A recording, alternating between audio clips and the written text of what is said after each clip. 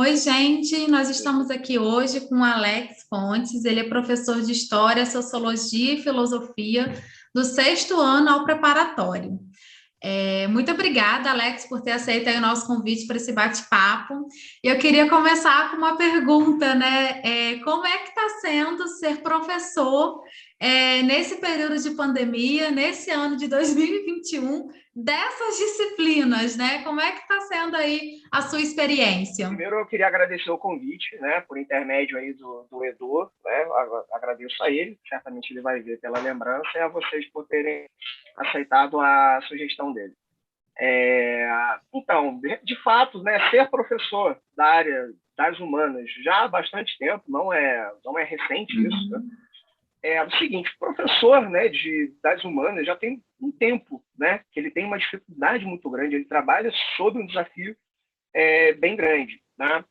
Por ser uma área onde uma série de aspectos da realidade do indivíduo, né, principalmente do brasileiro, no caso, né, já que trabalhamos de acordo com a realidade do Brasil, precisamos ser críticos diante dessa realidade, porque se ela fosse boa, seríamos, né, complacentes e contempladores. Não é o caso, então precisamos criticá-la.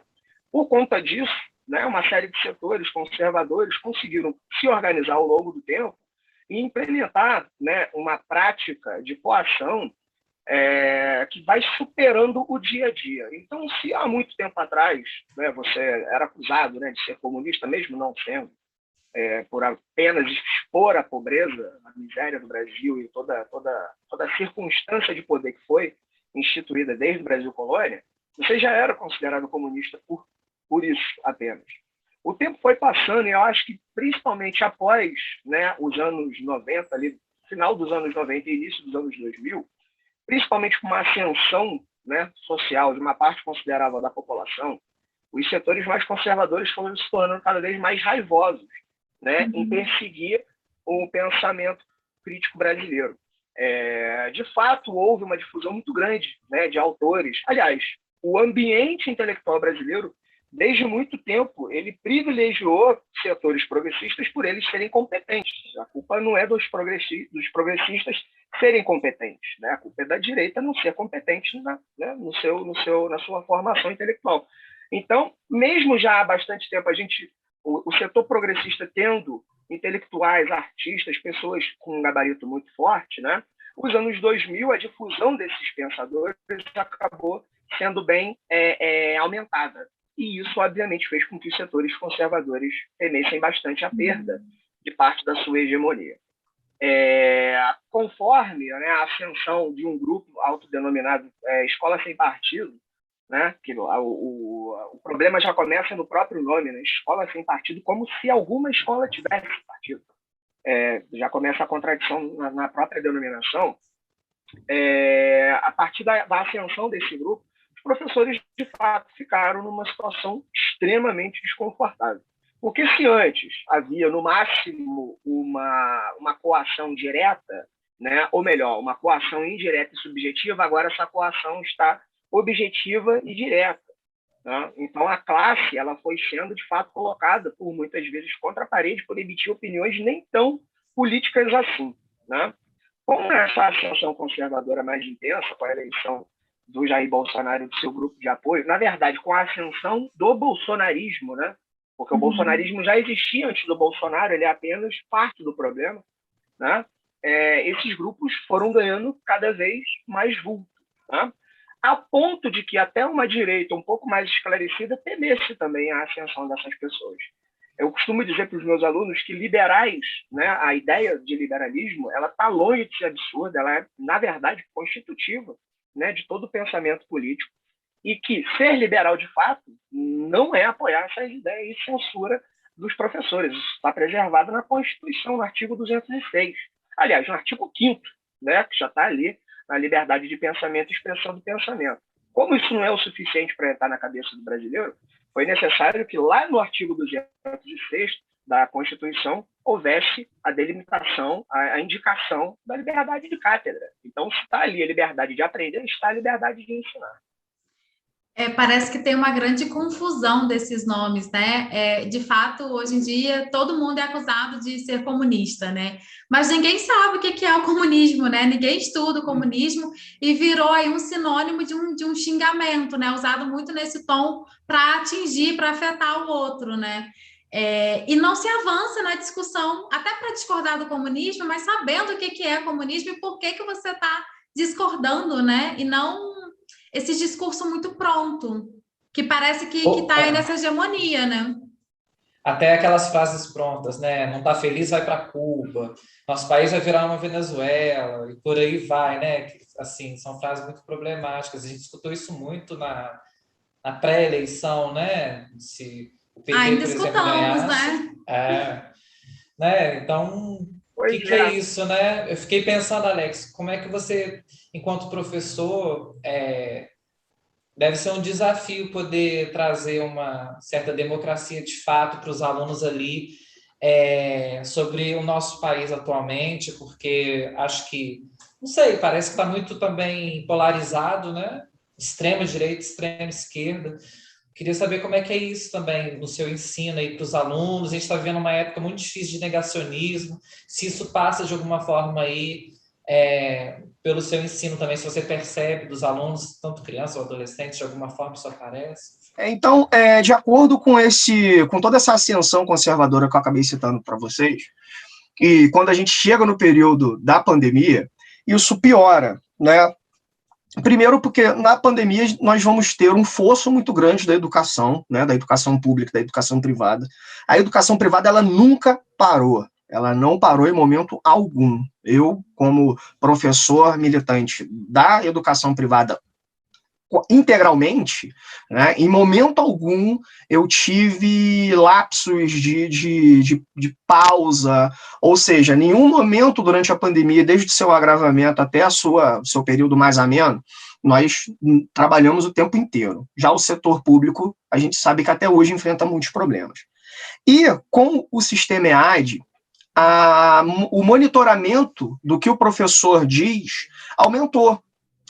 Assim, a sala de aula, é claro que ela pode reverberar para os corredores e para a rua, né? E chegar até a casa. A gente entende, né, na sociologia, que a escola ela é tão socializadora quanto a própria família. Inclusive, há uma competência, né? Uma competência não, há uma concorrência de socialização. Então, é claro que o indivíduo, quando está na sala de aula, ele chega até em casa e ele vai reproduzir, em parte, o que ele aprende na escola e vice-versa.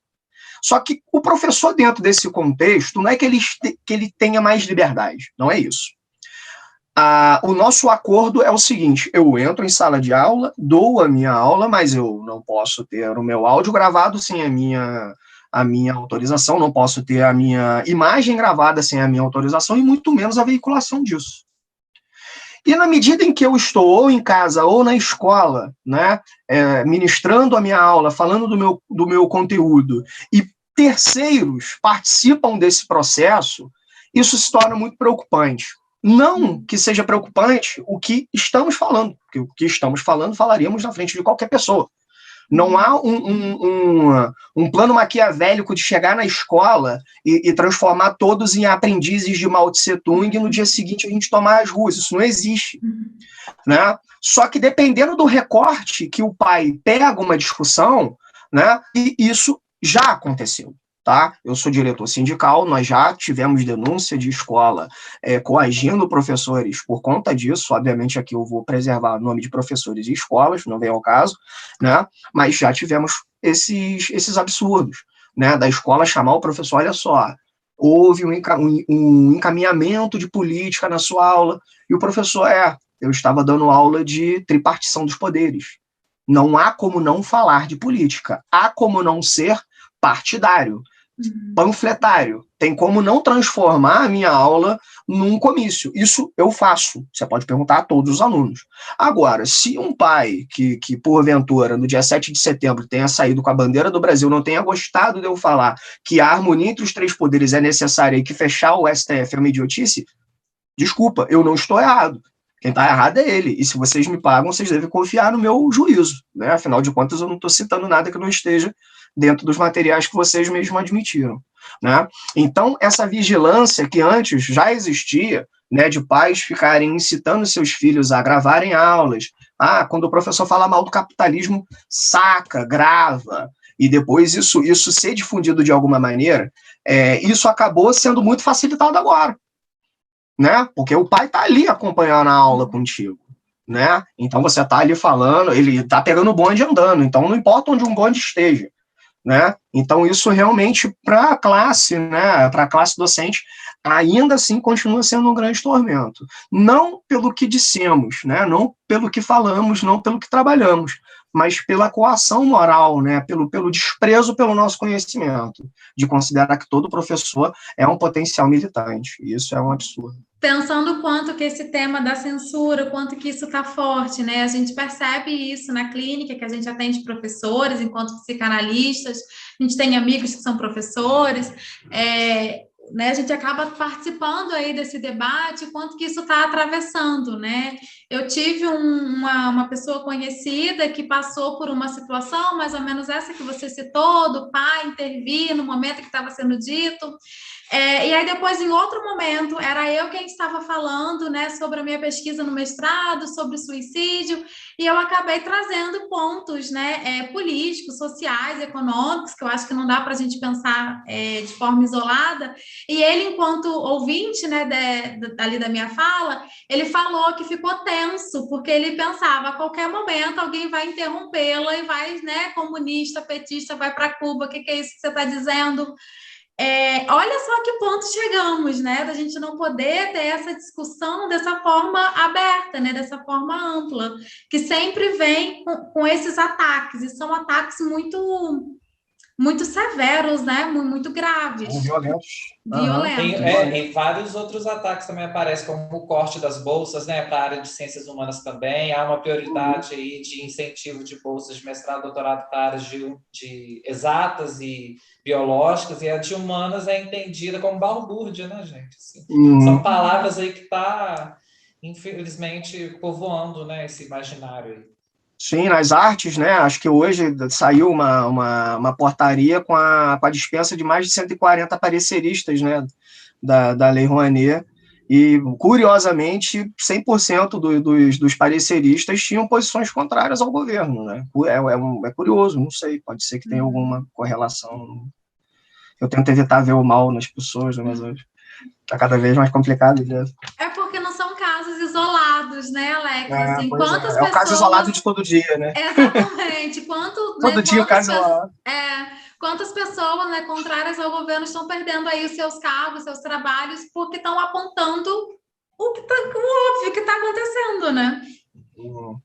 Não, com certeza. E assim, o que acontece? O espantalho do comunismo, na verdade, o espantalho do comunismo agora foi o espantalho do judaísmo, foi o espantalho da religião, da diversidade religiosa. Ou seja, os grupos dominantes estão sempre tendo um espantalho para poder subtrair, né, a maior parte das pessoas, porque a maior parte das pessoas são de interesse de manobra, né? Então, na década de 40, né, nós tivemos, na década de 30, na verdade, a gente teve o espantalho do comunismo com a ditadura Vargas. Depois nós vamos ter o espantalho do comunismo na ditadura 64. Né? Hoje, o ambiente para uma ditadura militar, eu particularmente espero estar certo, na verdade, espero mesmo, né? Eu não vejo um ambiente para isso, principalmente da forma como aconteceu, principalmente por conta de organismos internacionais. O Brasil ele não tem, ele não está fechado para o mundo. Pode tentar se fechar, mas eu acredito que isso não vai acontecer. Mas não precisa ser uma ditadura militar. Não precisa. O dia a dia, sendo restritivo, isso já nos impede de viver de acordo com as nossas potencialidades. Nas minhas aulas de filosofia, eu costumo dizer que a liberdade de pensamento é mais importante do que a liberdade de expressão. Aí, quando eu falo isso, o aluno ele fica meio surpreso. Eu explico. Se você tem travas para falar, você vai ter travas para pensar. Então, toda uma rede de reflexão durante, por exemplo, a Idade Média, foi travada. Por quê? Porque você sabia que não ia poder falar. Então, para que você vai pensar em algo que você não pode exprimir? Né? Então, uma coisa vem antes da outra. Primeiro, você tem a sua reflexão tolhida para ter a sua voz emudecida. E isso está acontecendo constantemente.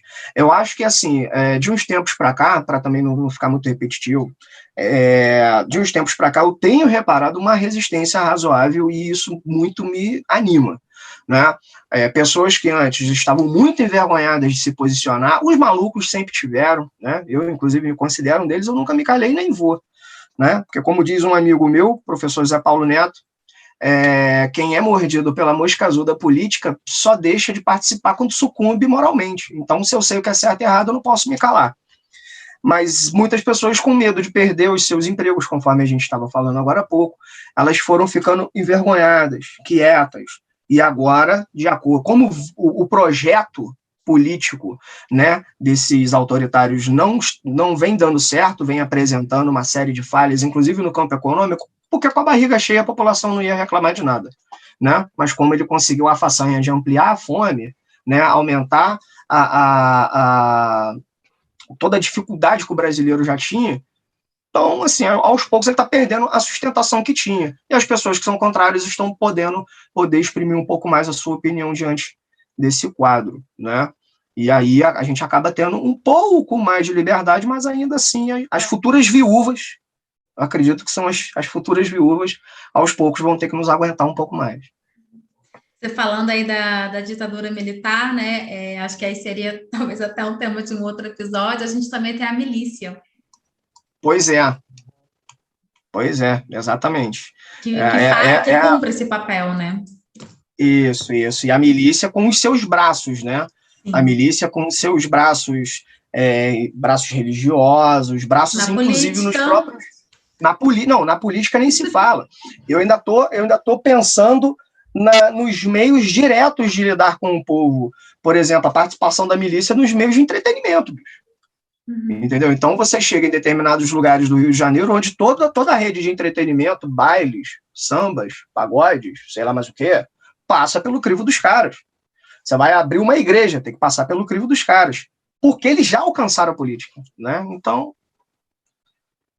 Alex, muito obrigada por ter aceito o nosso convite. Foi ótima essa conversa. Volte mais vezes. Você acha que tem muita coisa para a gente conversar ainda? Com certeza, mas eu estou sempre à disposição, tá, gente? Gosto, né, de participar, inclusive, né? Gosto de ter essa troca de ideias, esse debate, porque eu acho que quanto mais a gente falar sobre determinados assuntos, mais pessoas vão chegar, para o bem ou para o mal, que venham perturbar, mas que venham ouvir, né? Obrigado, Alex. Nada, que isso. Satisfação, tá?